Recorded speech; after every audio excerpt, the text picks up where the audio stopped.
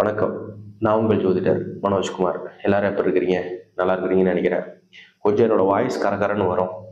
Throat இன்ஃபெக்ஷனாக இருக்குது. கொஞ்சம் adjust பண்ணிக்கோங்க, வாய்ஸ் சரியில்லைன்னா கூட. சரிங்க. நம்ம சேனலை தொடர்ந்து பார்த்துட்டு இருக்கிறவங்களுக்கும், சப்ஸ்கிரைப் பண்ணுறவங்களுக்கும், ஷேர் பண்ணுறவங்களுக்கும் என்னோட ரொம்ப நன்றி. புதுசாக யாராச்சும் நம்ம சேனலை பார்க்குறீங்க அப்படின்னு சொன்னோம்னா சப்ஸ்கிரைப் பண்ணிக்கோங்க. அப்படின்னா தான் அடுத்தடுத்து போடக்கூடிய வீடியோஸில் என்னென்ன புது விஷயங்கள் சொல்ல போகிறோம் அப்படிங்கிறது கண்டினியூஸாக பார்க்க முடியும். ஒவ்வொரு வீடியோவில் மட்டும் பார்த்தீங்க அப்படின்னு சொன்னால் ஒரு சில விஷயங்கள் கேட்குற மாதிரி இருக்கும், ஒரு சில விஷயங்கள் விடுபடுற மாதிரி இருக்கும். இப்போ நம்ம குணாதிசயத்தை பற்றியே நம்ம பேசுவோம். அதனால் கண்டினியூஸாக நம்ம சேனலை பார்த்துட்டு வாங்க. அப்படின்னா தான் உங்களோட ராசிக்கு என்னென்ன புரிதல் இருக்குன்னு சொல்லிட்டு தெரிய வரும்.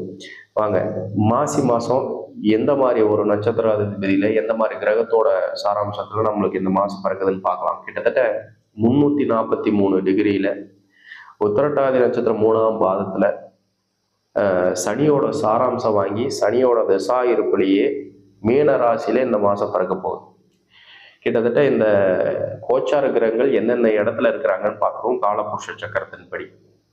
அப்ப மேச ராசியில குரு உட்கார்ந்துடுறாரு. அதுவே 6ஆம் பாவகமான காலபுருஷ சக்கரத்தின்படி 6வது கிரகமான 6வது ராசியான கன்னி ராசியில பார்த்தோம்னா கேது உட்கார்ந்துடுறாரு. அப்புறம் மகர ராசிக்கு வந்துடுறோம். அந்த மகர ராசியில பார்த்தோம்னா 4 கிரகங்கள் அடைவடைஞ்சிடுறாங்க. அந்த 4 கிரகங்கள்னு சொல்றப்போ பார்த்தோம்னா சூரியன், புதன், செவ்வாய், சுக்கிரன் இவங்க எல்லாருமே அங்க உட்காந்துடுறாங்க. கும்ப ராசியில சனி உட்காந்துடுறாரு. அதுவே பார்த்தோம்னா மீன ராசியில இந்த மாசம் பிறக்க கொடுக்கக்கூடிய ராசின்னு சொல்றப்ப சந்திரனாகட்டும் சரி, ராகுவாகட்டும் சரி அங்க உட்காந்துடுறாங்க. இப்ப இவங்க எல்லாருமே பார்த்தோம்னா ஒரு சேர 1ஆம் தேதி அப்படின்னு சொல்லக்கூடிய நாட்கள்ல இந்த விதமான பாவத்துல உட்கார போறாங்க. அதுக்கப்புறம் 2ஆம் தேதி பார்த்தோம்னா 1ஆம் தேதி முடிஞ்சு 2ஆம் தேதியே பார்த்தோம்னா சூரியன் பயிற்சி ஆயிடுவார். அந்த சூரியன் பார்த்தோம்னா மகரத்துல இருந்து கும்பத்துக்கு போயிடுவாரு. அப்ப சனியும் சூரியனும் சேர்ந்து செயல்பட போறாங்க. அதுக்கப்புறம் கிட்டத்தட்ட 8ஆம் தேதின்னு நினைக்கிறேன். அந்த நாட்கள்ல பார்த்தோம்னா நம்மளோட கிரகத்துல இருந்து புதனும் பயிற்சி ஆயிடுவார். அப்ப அந்த புதன் பார்த்தோம்னா முன்னாடியே பயிற்சி ஆயிடுறாரு. கிட்டத்தட்ட இவங்களோட பாவகாதிபதியான பயிற்சிகள் ரொம்ப நேரம் வரப்போகுது. கிட்டத்தட்ட இந்த மாசம் 25ஆம் தேதி பார்த்தோம்னா சுக்கிரன் நம்மளோட மகர ராசியில இருந்து கும்பத்துக்கு பயிற்சி ஆகிறப்ப அங்க இருக்கக்கூடிய புதன் பார்த்தோம்னா மீனத்துக்கு பயிற்சி வரும். மொத்தத்திலே இந்த மாசத்துல இருக்கக்கூடிய பயிற்சிகள் பார்த்தோம்னா இவங்க மட்டும்தான் இந்த விதமான கிரகத்தோட மாற்றங்கள்ல தான் இந்த மாசம் செயல்பட போகும். இப்போ மேக்சிமமா நம்ம ராசிகள் எந்தெந்த இடத்துல இருக்க போகுதுன்னு கடைசியா இந்த மாசம் 25ஆம் தேதிக்கு மேல இந்த மாசம் பாத்தீங்க அப்படின்னா கிட்டத்தட்ட கடைசியோட பயிற்சிக்கு அப்புறம் பார்த்தோம்னா மகரத்துல செவ்வாய் இருப்பாரு. கும்பத்துல பார்த்தோம்னா சூரியன், சுக்கிரன், சனி இவங்க 3 கிரகங்கள் அடைவடைஞ்சிருவாங்க. கடைசியில மீனத்துக்கு பார்த்தோம்னா புதன் உட்காந்துருவாரு, ராகு உட்காந்துருவாரு. இப்போ இவங்க எல்லாமே பார்த்தோம்னா இந்த மாதம் கடைசியில் பரிவர்த்தனையாகி பரிகாரமாகி அங்கே அந்த இடத்துல பரிவர்த்தனை ஒரு பரிமாற்றங்களாக உட்காந்துருவார். இப்போ இவங்களோட மாற்றங்களான நினைவுகள் பார்த்தோம்னா இவ்வளோதான் விஷயங்கள் இந்த மாதத்தில் இருக்க போகுது. சரி, இந்த கிரகத்தோட அமைவுகள் வச்சு கோச்சார பலன்கள் எந்த அளவுக்கு இருக்குன்னு சொல்லிட்டு நம்ம டீட்டெயில்டாக இந்த வீடியோவில் நம்ம பார்க்கலாம். சிம்ம ராசி. கிட்டத்தட்ட இந்த சிம்ம ராசியோட குணாதிசயங்கள் கேட்டிங்கன்னா ஏது சிற லக்னம் சில ராசி படைச்ச ஒரு ராசின்னு சொல்லுவாங்க.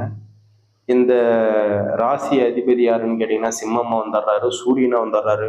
ஆப்வியஸ்லி ரொம்ப ஒரு ரோஷகாரகத்துவமான கிரகம்னு சொல்றப்ப இந்த ராசியை சொல்லலாம். இப்ப ஒரு காட்டுக்கே ஒரு சிங்கம்னு சொல்லக்கூடிய ஒரு ராஜா, ஒரு அவங்களோட பலம் எப்படி இருக்கும்னு கேட்டீங்கன்னா ஒரு எல்லா விதத்துலயும் பார்த்தோம்னா ரொம்ப ஒரு ஃபோர்ஸாகவும் ரொம்ப ஒரு வலிமையாகவும் இருக்கக்கூடிய ஒரு ராசின்னு சொல்றப்ப சிம்ம ராசியை சொல்லணும். இப்போ ஜென்ரலாகவே ஒரு சமூகத்தில் நல்ல அந்தஸ்தில் நல்ல அந்த பேர் வாங்கி நல்ல ஒரு பொசிஷனில் இருக்கக்கூடிய ராசின்னு கேட்டிங்கன்னா அந்த சிம்ம ராசி. அவங்க நார்மலாகவே இருந்தாலும் சரி, அவங்கள 4 பேர் மதிக்கக்கூடிய ஒரு உருவத்திலேயாச்சும் இருந்துருவாங்க.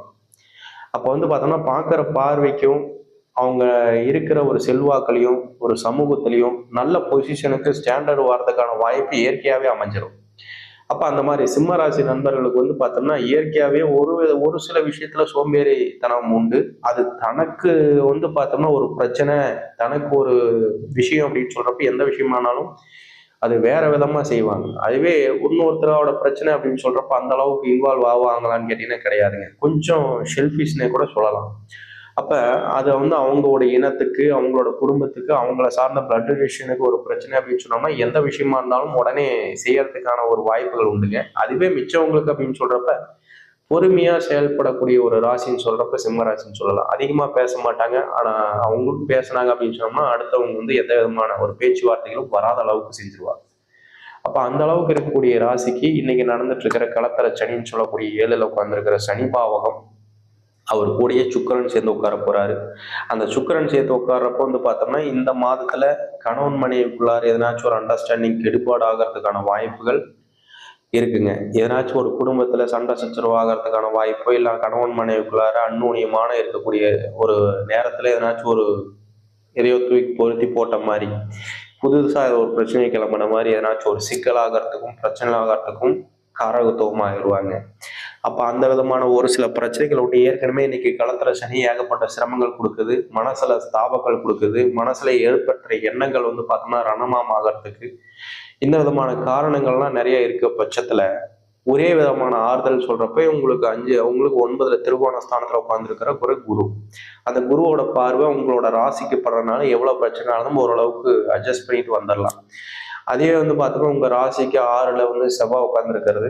அந்த செவ்வாய் உட்கார்ந்துருக்கிறதும் இன்னைக்கு உச்ச வலிமையில உட்கார்ந்துருக்கிறாங்கன்னு சொல்றப்ப இதனாச்சும் ஒரு விதத்துல உடல்நிலை குறைபாடுகள் கொடுக்கறதுக்கு, கடன் சார்ந்த விஷயத்துல இன்வால்மெண்ட் ஆகிறதுக்கு, எதனாச்சும் புதுவிதமான கடன் வாங்குறதுக்கு, அது எதனாச்சும் வில்லங்கமான இடத்துல போய் நம்ம வாங்குறதுக்கான வாய்ப்பு, இந்த மாதிரி சிரமத்துல மாற்றத்துக்கான சூழல்கள் உற்பத்தி பண்ணி கொடுக்குங்க. அது மட்டும் தவிர்த்து நம்ம ஒரு நல்ல விதமான கேட்டகரிக்கோ பொசிஷனுக்கோ போகிறதுக்கான சூழல்கள் இருந்தால் பக்குவமான ஒரு டைம்னு சொல்லலாம். அதே 9ஆம் பாவகத்துல புதன் போய் உட்கார போறாரு ராகு கூட சேர்ந்து. அப்ப அந்த புதன் பாதகாதிபதி புதன் போய் உட்காரக்கூடிய இடம் வந்து பார்த்தோம்னா குரு. ஏறத்தாழ அவர் சுபத்தன்மையை அடைஞ்சாலும் அவர் நீச்ச பங்கத்துல உட்கார்ந்துருக்கனால எதனாச்சும் ஒரு விதமான தாமதையோ சிரமத்தையோ மன ரீதியான குழப்பத்தையோ உங்க தகப்பனார் வழியில இருக்கிறவங்களுக்கு உங்க தகப்பனாருக்கு கொடுக்கறதுக்கான வாய்ப்போ சிரமங்களோ உண்டுங்க.